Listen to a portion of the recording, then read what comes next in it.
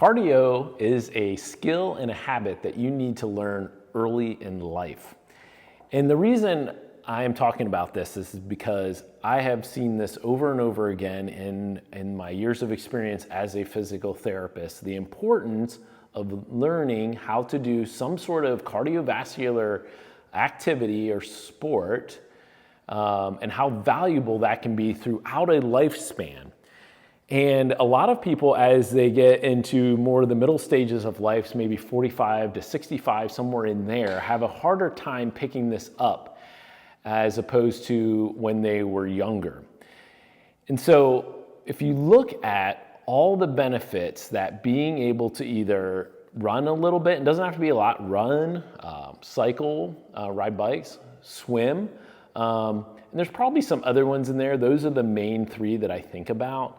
But there could be there's obviously other ones in there, but those are the main three. The ability to do those on a regular basis will serve you so well throughout a lifetime. And the key is to be able to start doing it when you're younger and develop this habit.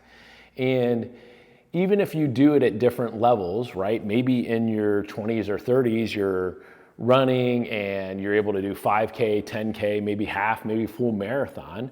And then as you slowly age, it may drop off. You may not be able to run quite as far or quite as often, but the ability to still do it on some level is so important for your cardiovascular health, first and foremost, of keeping your heart strong and healthy, which then helps you also with your VO2 max, which we know that is such an important longevity indicator. It also helps you with some level of strength, right? It's not the same as weightlifting, but there is some level of strength that it takes to be able to do most of these sports that will keep more muscle on your frame. Running especially is also good for your bones, right? Meaning like there's some bone density that is achieved through that. And then also the other thing is community, right? This is one of the health benefits that people don't think about, but the community that sports, or a cardio sport especially, the ones I'm involved in most are running and cycling. The community aspects are so massive as to how much you're able to actually do them. Cycling is my main sport, and people are always surprised when I tell them how much I ride bike or how many miles I do in a year. And I tell them, if I didn't have friends who did this, I probably would do half the miles, right? There's just something about that positive peer pressure when it's a little cold, a little rainy, maybe a little hot. We are here in Atlanta. And your friends are like, hey, are you going to go ride today? Or are you going to go ride longer today? And it's like, well, yeah, I guess I am, And so same thing with running, amazing community. And so the ability to have a community that you're involved in that does an active sport, a cardiovascular sport, and that you can be in for a really, really long time is really amazing. And the people that have the ability to do this, they usually have been able to start when they were a little bit younger. As you age, it's a little bit harder to get involved in these things. You still can. But I just think it's like it will serve you as a lifetime if you're able to start. And you develop it almost like a skill set, right? And and a habit.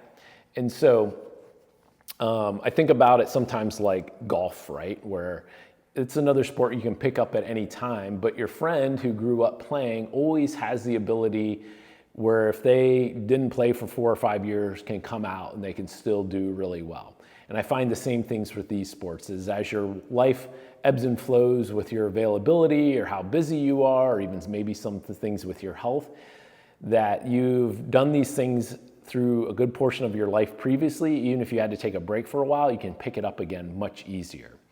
Yeah, and I mean, it's really cool, even in the cycling community, with the addition of e-bikes, what we call them, and some bikes that have some battery and motor assist to them has allowed some people in our community still be able to come out to large community events where maybe they would have fallen off because they don't have that ability to keep up or go the distance that they used to, but now they still can. And that is so healthy that they still have the ability to be around other humans and interact with them, because we know that's a big part of longevity too.